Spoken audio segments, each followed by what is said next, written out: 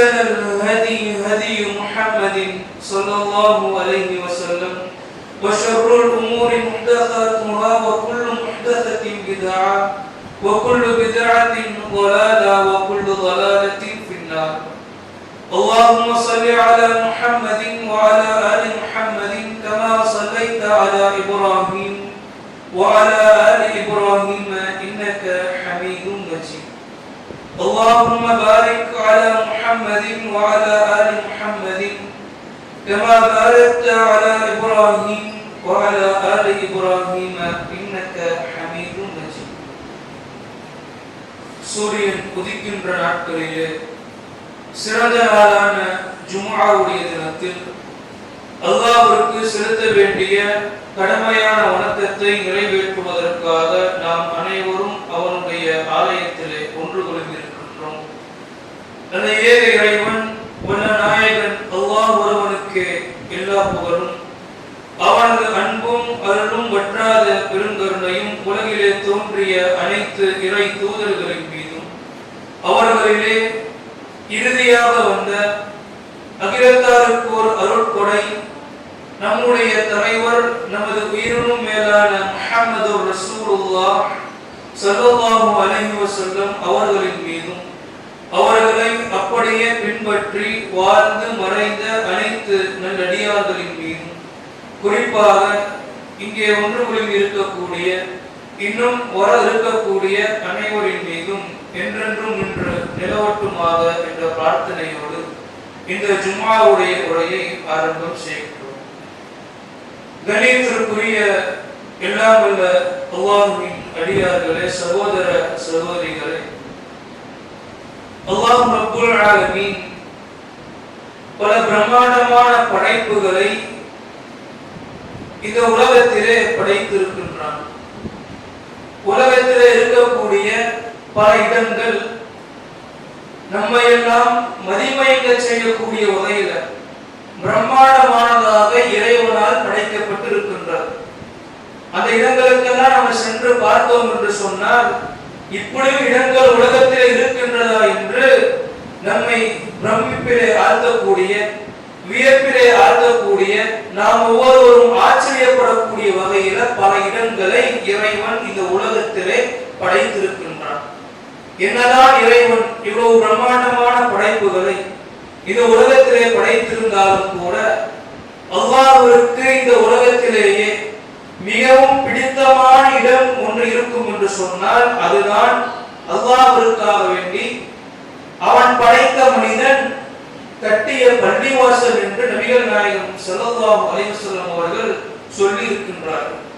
எத்தனையோ படைப்புகளை இறைவன் படைத்திருக்கின்றான். பார்ப்பதற்கு பிரம்மாண்டமாக இருந்தாலும் கூட அல்லாஹ்விற்கு இந்த உலகத்தில் மிகவும் பிடித்தமான இடம் அவன் படைத்த மனித படைப்பு, அவனுக்காக கட்டிய பள்ளிவாசல். நபிகளார் சொன்னார்கள், அஹப்புல் பிலாத், இந்த உலகத்திலே அல்லாஹ்விற்கு மிகவும் பிடித்தமான இடம் இலல்லாஹி மசாஜிதுஹா, அல்லாஹ்விற்காக வேண்டி கட்டப்பட்ட அல்லாஹ்வுடைய பள்ளிவாசல்கள் என்று நபிகள் நாயகம் ஸல்லல்லாஹு அலைஹி வஸல்லம் அவர்கள் சொல்லி இருக்கக்கூடியதை பார்க்கிறோம். மேலும் திருமறை குர்ஆனை நாம் புரட்டி பார்த்தோம் என்று சொன்னால் இந்த பள்ளிவாசல்களை ஏராளமான வார்த்தைகளை உபயோகப்படுத்தி இறைவன் பயன்படுத்தி இருக்கின்றான்.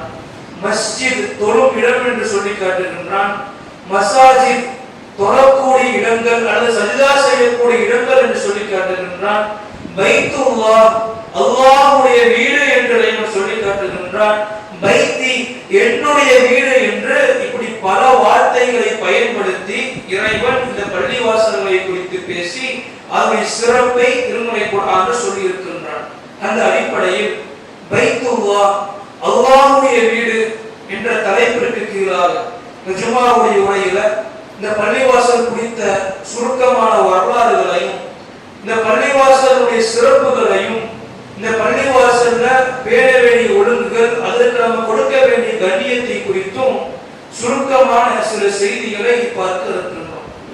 ஆரம்பமாக அல்லாஹ் ரப்புல் ஆலமீன் ஆதி மனிதர் ஆதம் அலைஹிஸ்ஸலாம் அவர்களை படைக்கின்றான். அவர்தான் முதலாவது மனிதர், இறைவனுடைய கரத்தால் படைக்கப்பட்ட மனிதர். அவர்தான் இந்த உலகத்திற்கு இறக்கப்பட்ட முதலாவது இறை தூதர். அவருக்கு இறைவன் கொடுத்த பணி நீங்கள் காபத்துல்லாவை கட்ட வேண்டும் என்ற பணி. அல்லாஹ்வுடைய அந்த கட்டளைக்கு இணங்க ஆதம் நபி அலைஹிஸ்ஸலாம் அவர்கள் காபத்துல்லாவை கட்டுகின்றார். அந்த காபத்துல்லா தொடர்பாக இறைவன் திருமறை குர்ஆனில் சொல்லி காட்டுகின்றான், இன்ன அவ்வல பைத்தி உதிஅ லின்னாசி லல்லதி பக்கத முபாரகா வ ஹுதல் லில் ஆலமீன். மனிதர்களுக்கு அமைக்கப்பட்ட முதலாவது ஆலயம் பக்கா என்று அழைக்கப்படக்கூடிய மக்கமா நகரத்திலே உள்ளது. அது பாக்கியம் மிக்கமானது, அதிலே பரக்கத்து இருக்கின்றது, அதுதான் அகிலத்தாருக்கு நேர்வழியாகவும் இருக்கின்றது என்று 3வது அத்தியாயம் 96வது வசனத்திலே இறைவன் சொல்லி காட்டுகின்றான். இந்த காபத்துல்லாவை கட்டிய பிறகு சுமார் 40 ஆண்டுகள் கழித்து ஜெருசலத்தில் இருக்கக்கூடிய பைத்துல் முகத்தஸ் அல்லது மஸ்ஜிதுல் அக்ஸா, இப்ப நான் பாலஸ்தீன் கேள்விப்படுறோம்ல, இந்த பகுதியில் இருக்கக்கூடிய பள்ளிவாசலை 40 ஆண்டுகள் காபத்துல்லா கட்டிய பிறகு 40 ஆண்டுகள் கழித்து ஆதம் நபி அலைஹிஸ்ஸலாம் அவர்கள் இதை கட்டுகின்றார்கள். கட்டிய பிறகு பைத்துல் முகத்தஸை சுலைமான் நபி அலைஹிஸ்ஸலாம் அவர்களுடைய காலகட்டத்தில் ஜின்களின் உதவியை கொண்டு அவங்க புனர் நிர்மாணம் ஆல்டரேஷன் செய்கின்றார்கள். பிறகு இப்ராஹிம் அலைஹிஸ்ஸலாம் அவருடைய காலகட்டத்தில் இப்ராஹிம் அலைஹிஸ்ஸலாம் அவர்களும் அவருடைய மகனார் இஸ்மாயில் நபி அலைஹிஸ்ஸலாம் அவர்களும் அல்லாஹ்வுடைய கட்டளைக்கு இணங்க மக்காவில் இருக்கக்கூடிய காபத்துல்லாவை புதுப்பிக்கின்றார்கள். பிறகு ஒரு பிரார்த்தனை செய்கின்றார்கள், ரப்பனா தகப்பல் மின்னா, இறைவா எங்களுடைய இந்த பணியை நீ ஏற்றுக்கொள்வாயாக, இன்னக அன்த ஸமீஉல் அலீம், நீ செவியுறுபவனாக நன்கறிந்தவனாக இருக்கின்றாய் என்ற பிரார்த்தனை செய்கின்றார்கள்.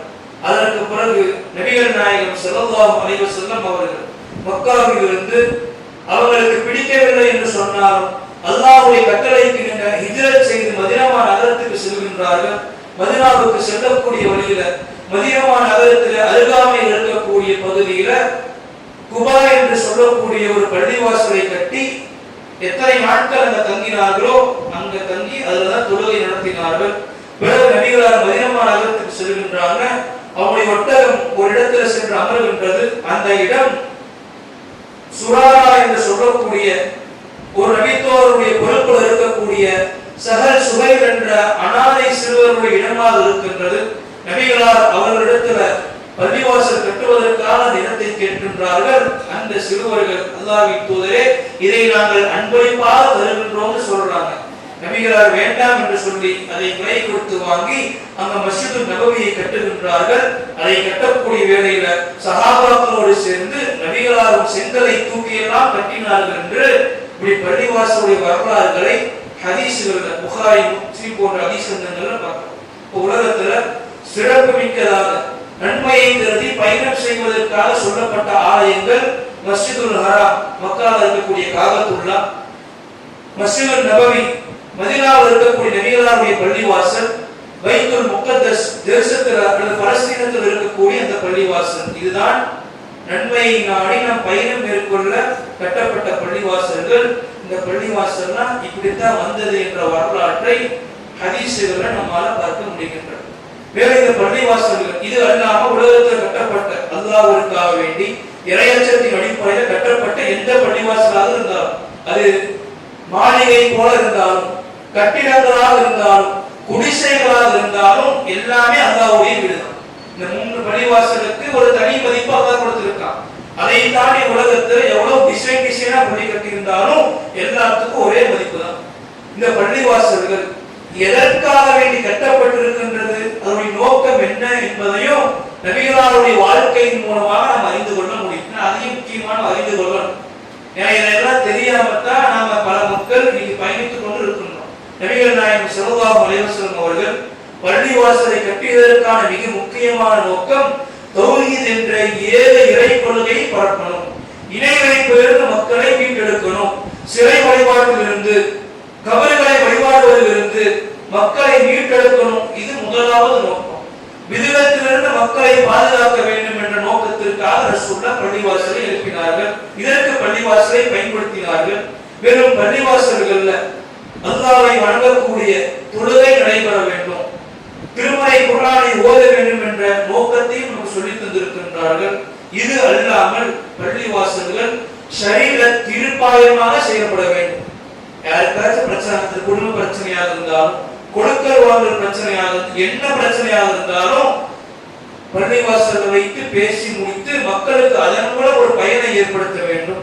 இளைய சமுதாயத்தை உருவாக்கக்கூடிய ஒரு மிகப்பெரிய ஒரு தர்பியத்து கொடுக்கக்கூடிய களமாக பள்ளிவாசலை நபிகளார் பயன்படுத்துமாறு காட்டி தந்திருக்கின்றாங்க. மக்களுக்கு வாழ்வாதாரத்தை ஏற்படுத்தி கொடுக்கக்கூடிய, பொருளாதாரத்தில் வீழ்ச்சி அடைந்திருக்கக்கூடிய மக்களை மீட்டெடுக்கக்கூடிய ஒரு வாழ்வாதார தேவையை பூர்த்தி செய்யக்கூடிய களமாகவும் பள்ளிவாசலை நபிகளார் பயன்படுத்தி இருக்கின்றார்கள். யாருக்காச்சும் கடன் இருந்தால் கூட அவர் மரணித்து விட்டார் என்று சொன்னால் அவங்க பள்ளிவாசலுக்கு கொண்டு வாங்க, அந்த கடனுக்கு நாம பொறுப்பேற்றுக் கொள்கின்றோம் என்று கடன்களை பொறுப்பேற்றுக் கொள்ளக்கூடிய இடமாக நபிகளார் பள்ளிவாசலை அறிவித்திருக்கின்றார்கள். இதையெல்லாம் தாண்டி போர்க்களத்தில் ஒரு சஹாபி கெண்டைக்கால் பகுதியில் இருக்கக்கூடிய நரம்பு போர்க்களத்தில் சிதைக்கப்பட்டு ரத்தம் வெளியேறி கடுமையான காயம், அவருக்கு பள்ளிவாசலுக்கு அருகில் கூடாரம் அமைத்து கொடுத்து சிகிச்சை பார்க்குமாறு நபிகளார் வழிகாட்டி இருக்கின்றாங்க. இப்படி பல மக்களுக்கு சிகிச்சை அளிக்கக்கூடிய இடமாக பள்ளிவாசல்கள் பயன்பட்டு இருக்கின்றன. இதெல்லாம் ஏராளமான பயன்பாடுகளை நபிகளார் பள்ளிவாசலின் மூலமாக கட்டித்திருக்கின்றார். இப்படி பள்ளிவாசல் கட்டப்பட்ட வரலாறு, அதை நோக்கம் என்ன இருந்தாலும் கூட இதற்கு தனியான சிறப்புகளையும் மார்க்கம் சொல்லி தந்திருக்கின்றார். ஏராளமான சிறப்பு இருக்கின்றது. நேரத்தை கருத்தில் கொண்டு ஒரு 3 செய்திகளை பதிவு செய்கின்றோம். அல்லாஹ்வின் தூதர் நபிகள் நாயகம் ஸல்லல்லாஹு அலைஹி வஸல்லம் சொன்னார்கள், இது அல்லாஹ்வுடைய வீடு தானே. நாம ஒருத்தவங்க வீட்டுக்கு போனா, விருந்தாளியாக போனா எப்படி எல்லாம் மதிப்பு கொடுக்க வேண்டும். நபிகளார் சொல்லி காட்டுகின்றாங்க, எப்படி வெளியூரில் இருந்து ஒரு மனிதர் வீடு திரும்பும் பொழுது இந்த குடும்பத்தார் மகிழ்ச்சி அடைவார்களோ அதே போல அல்லாஹ் ரப்பல் ஆலமீன் மகிழ்ச்சி அடைகின்றார். யாரை பார்த்து என்று சொன்னால் பள்ளிவாசலுக்கு தொழ வரக்கூடிய மனிதர்களை பார்த்து, பள்ளிவாசலுக்கு திக்ர் செய்ய வர மனிதர்களை பார்த்து இறைவன் மகிழ்ச்சி அடைகின்றான், சந்தோஷப்படுகின்றான் என்று நபிகளார் சொன்ன செய்தி அஹ்மதில் பதிவு செய்யப்படுகின்றது. மேலும் இன்னொரு செய்தி நபிகளார் பதிவு செய்கின்றார்கள், யார் தன்னுடைய வீட்டிலே அழகான முறையிலே ஒது செய்து விட்டு பிறகு பள்ளிக்கு தொழுகையாக வருகின்றாரோ அவர் யார் தெரியுமா? அவர் அல்லாஹ்வுடைய விருந்தாளி ஆவார். அவரை கண்ணியப்படுத்த வேண்டியது அல்லாஹ்வுடைய கடமை என்று சொல்லி நபிகளார் சொன்ன செய்தி. இது அல் முஅஜமுல் கபீர் என்ற கிதாபில் பதிவு செய்யப்படுகின்றது. எப்பேற்பட்ட பாக்கியம்னு பாருங்க. அல்லாஹ் ஒருத்தர் விருந்தாளியா இருக்க முடியுமா? உலகத்துல யாராலும் இருக்க முடியாது. ஆனால் பள்ளிவாசலுக்கு வீட்டை ஒது செய்து விட்டு தொழுகைக்கு வந்தோம்னா இந்த பள்ளிவாசலுடைய சிறப்பு என்ன? அல்லாஹ்வுடைய வீட்டுக்கு நீ வந்திருக்க, நீ என்னுடைய விருந்தாளி, உன்னை கவனிப்பது, கண்காணிப்பது, உனக்கு உபகாரம் செய்வது எனக்கு கடமை என்று இறைவன் பொறுப்பேற்றுக் கொள்வதாக நபிகளார் பதிவு செய்திருக்கின்றார். வேறு நாளை வறுமை நாளிலே சூரியன் நம்முடைய தலையிலிருந்து ஒரு மைல் தொலைவில் இருக்கும் பொழுது எந்த நிழலும் ஒழுங்குவதற்கு இருக்கார். அங்கே இறைவன் சில கூட்டத்தாருக்கு அரிசியுடைய நிழலை தருகின்றான். அதுல ஒன்றுதான் நபிகளார் சொன்னார்கள், ரஜுலுன் ஒரு மனிதர் கல்புஹும் முஅல்லகுன் ஃபில் மஸ்ஜித், பள்ளிவாசலோடு தன்னுடைய இதயத்தை பூட்டு போட்டுக் கொண்டவர் என்று சொன்னால் தொடர்பை ஏற்படுத்தி கொண்டவர் என்று அர்த்தம். பள்ளிவாசலோடு ஒருத்தர் தொடர்பு இருந்தார் வைங்க, இவருக்கு அரிசியுடைய நிழலை தருவதாக இறைவன் சொன்னதாக நபிகளார் நமக்கு பதிவு செய்திருக்கின்றார். வேறு இன்னொரு செய்தி நபிகளார் சொல்லி காட்டுகின்றாங்க, யார் காலையிலும் மாலையிலும் பள்ளிவாசலில் தொழுவதற்காக திக்ர் செய்வதற்காக வேண்டி வருகின்றாரோ அவருக்காக வேண்டி சொர்க்கத்தில் இறைவன் ஒரு மாலையை கட்டுகின்றான். அல்லது வறுமை நாள் அவர் சொர்க்கத்துக்கு வந்த பிறகு ஒரு விருந்தை அவருக்காக வேண்டி தயார் செய்கின்றான் என்று இப்படி பள்ளிவாசல்ல இருக்கக்கூடிய சிறப்புகளை எல்லாம் நபிகளார் நமக்கு பதிவு செய்திருக்கின்றாங்க. இதெல்லாம் இன்னும் நிறைய சிறப்புகள் இருக்கின்றது. வாய்ப்பு கிடைத்தது என்று சொன்னால் சும்மா கிதாபுல புரட்டினாலே, புகாரி முஸ்லிமை புரட்டினாலே பள்ளிவாசல்களும் தொழுமிடங்கள் என்ற தலைப்பில் நம்ம அதையெல்லாம் அறிந்து கொள்ளலாம். இதன் மிக முக்கியமாக இந்த பள்ளிவாசலுக்கு என்று சில கண்ணியம் இருக்கின்றன. பள்ளிவாசல பேர வேண்டிய ஒழுங்குகள் இருக்கின்றன. இதை ஒவ்வொரு முஸ்லிமும் கட்டாயமாக கடைபிடிக்கும். இந்த கண்ணியத்தை பால்படுத்தி விடக் கூடாது, அதை கேள்விக்குறியாக்கி விடக் கூடாது. ரொம்ப கவனமாக இருக்க வேண்டும் என்று ஹதீஸ்களை படிக்கும் போது நம்ம புரிந்து கொள்ளலாம். அது முதலாவது ஒழுங்கு. பள்ளிவாசல் இருக்கின்றோம், பாங்க சொல்லப்பட்ட பிறகு பள்ளியிலிருந்து வெளியேறக்கூடாது என்று நபிகளார் தடை விதித்திருக்கின்றார். ஒரு மனிதர் பாங்க சொன்ன பிறகு பள்ளிவாசலிருந்து வெளியேறுகின்றார். அபூ ஹுரைரா இவர்கள் பார்த்துட்டே இருக்காங்க. ஒரு கட்டத்துல கடைசியில சொல்றாங்க, இவர் அபுல் காசிமுக்கு மாற்றம் செய்தவர் ஆவார். அபுல் காசிம் என்றால் நபிகளாருடைய இன்னொரு பெயர். நபிகளாருக்கு இவர் மாற்றம் செய்தவர் என்று சொன்னால் எப்பேற்பட்ட கடுமையான வார்த்தை. பள்ளியில பாங்கு சொல்லப்பட்ட பிறகு நிர்பந்தத்தை தவிர வேறு எந்த காரணத்திற்காக வேண்டியும் பள்ளியிலிருந்து வெளியேறக்கூடாது. ஒன்று. இரண்டாவது, பள்ளிவாசல்ல சப்தமிட்டு பேசுவதை, கூச்சலிடுவதை நபிகளார் கடுமையாக தடை செய்திருக்கின்றார், கடுமையாக எச்சரிக்கை விடுத்திருக்கின்றார். ஒரு முறை யஸீத் ரலியல்லாஹு அன்ஹு அவர்கள் அறிவிக்கின்றார், சாயிப் இப்னு யஸீத் ரலி அவர்கள் அவர் பள்ளிவாசலுக்கு வாசல் நின்று கொண்டிருக்கின்றார். யாரோ சிறு கற்களை தூக்கி அவரை மீது வீசுவதை போல தெரிகின்றார். திரும்ப பார்த்தா உமர் பின் கத்தாப் ரலியல்லாஹு அன்ஹு அவர்கள் நின்று கொண்டிருக்கின்றார். உமர் அவர்கள் அவரை அழைத்து கேட்கிறாங்க, யார் இந்த ரெண்டு பேரும் பள்ளிவாசல்ல சப்தமிட்டு பேசிக் கொண்டிருக்கின்றார்கள், கூச்சலிட்டுக் கொண்டிருக்கின்றார்கள் கேட்டு அவங்களை அழைத்து வருமாறு சொல்றாங்க. அழைத்து வந்து விசாரித்து அவர்கள் தாயிலிருந்து வந்தவர்கள்.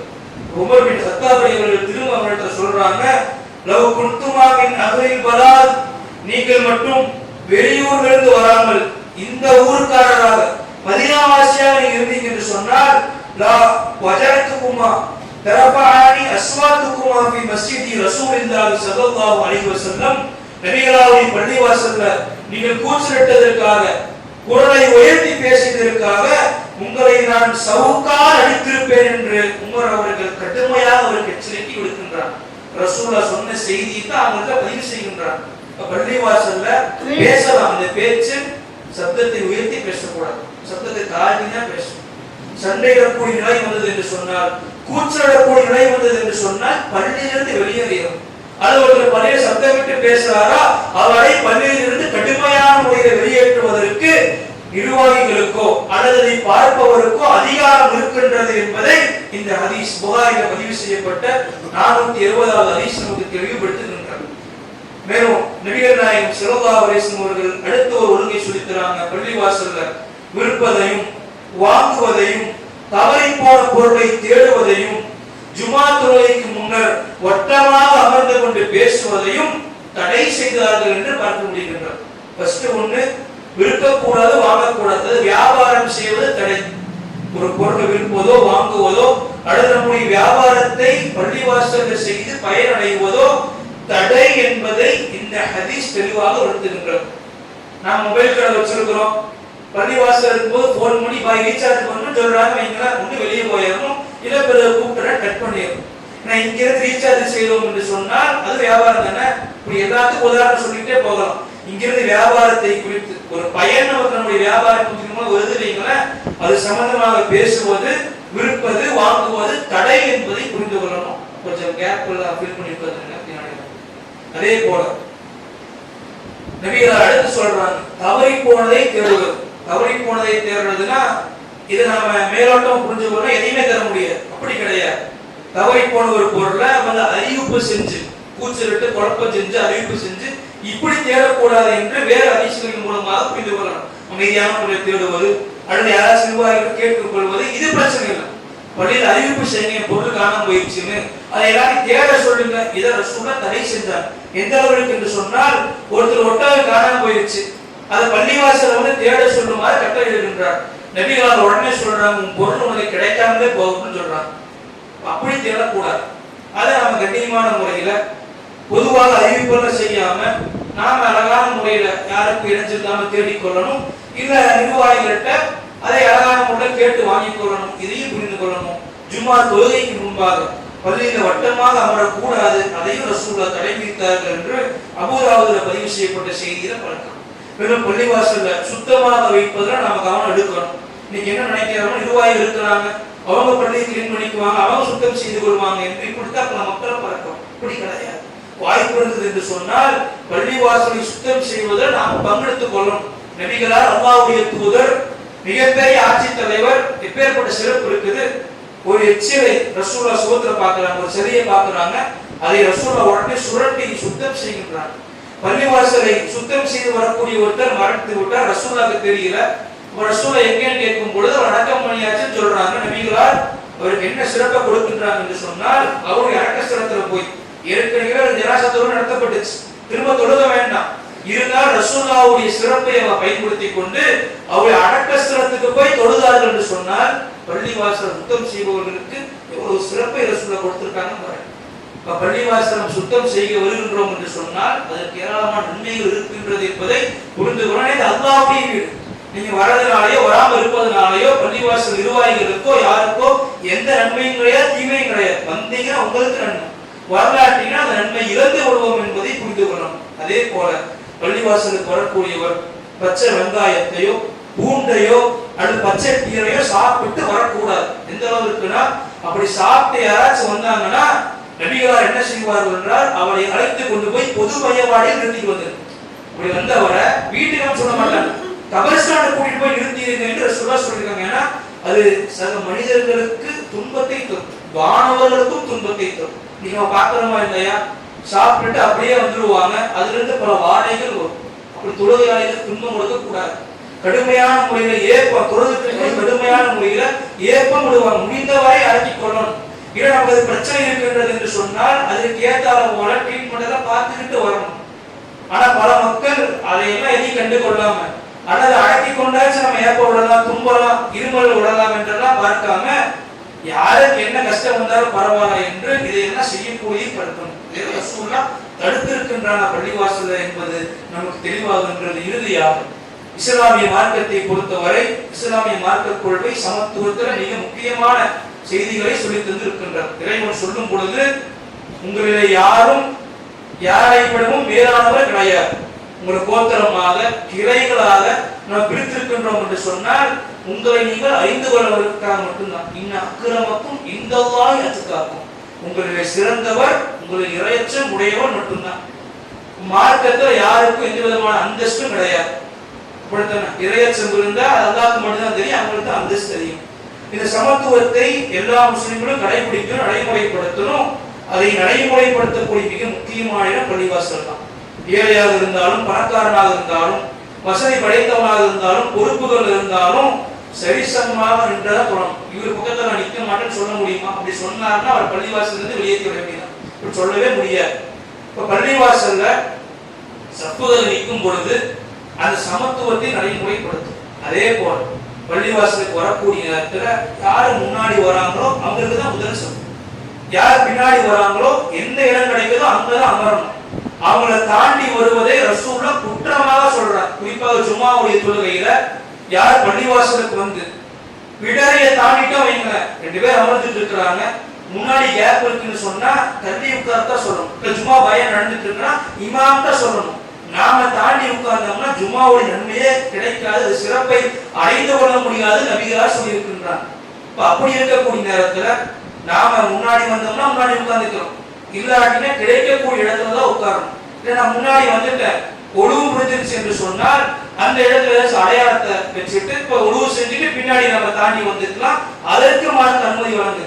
இதை தாண்டி யாரையும் தாண்டி வரக்கூடாது, யாருக்காக வேண்டியும் பள்ளிவாசலை இடம் பிடிக்க கூடாது. அந்த கலாச்சாரம் இருந்தது என்று சொன்னால் உடனே அதை தவிர்த்து கொள்ளும். ஏன்னா அது மிகப்பெரிய குற்றம் என்பதை மார்க்க செய்திகள் நமக்கு தெளிவுபடுத்துது. இவர் இங்கதான் வருவார், இவருக்கு முன்னாடி இடம் முடிச்சாச்சு என்று ஒருத்தருக்காக தெரியாத இடம் முடிப்பது, அது எனக்காக இடம் ஒதுக்கிடுங்க என்று பள்ளிவாசல் சொல்லுவது, இதெல்லாம் கூடவே கூடாது. வேணும்னா முன்னாடி வந்து உட்காருங்க, இல்லை என்று சொன்னால் எங்க இடம் கிடைக்குதோ அங்கதான் உட்காரும். அதை நாமளும் செய்யக்கூடாது, செய்பவர்களை ஆதரிக்க கூடாது. அது யாராக இருந்தாலும் பள்ளிவாசல்ல அது மிகப்பெரிய கண்ணிய குறைவு என்பதை புரிந்து கொள்ளும்.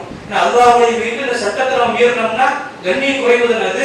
இப்படி எந்த சட்டத்தை பள்ளிவாசல்ல பேணவில்லை என்று சொன்னாலும் அது கண்ணிய குறைவாக கருதப்படும். இறுதியாக நபிகளார் பள்ளிவாசலுக்கு தூய்மை இல்லாமல் வரக்கூடாது என்பதை சொல்லி தந்திருக்கின்றார். குறிப்பு கடமையான நிலையில பள்ளியின் பக்கம் கூட வந்துடக்கூடாது, சேவை இருந்தாதான் பள்ளியுமே கடந்து போகணும் என்று சொல்லியிருக்கிறார். மாதவிடாய் ஏற்பட்ட நிலையிலும் பள்ளிவாசலுக்கு வர முடியாது என்பதையும் நபிகளார் தெளிவுபடுத்தியிருக்கின்றாங்க. இந்த ஒழுங்குகளை எல்லாம் பேணி பள்ளிவாசலுடைய கண்ணியத்தை காக்கக்கூடியவர்களாக இருக்கணும். இறுதியாக இறைவன் சொல்லி காட்டுகின்றான், பள்ளிவாசல்கள் அனைத்தும் அல்லாஹ்விற்கே உரியன.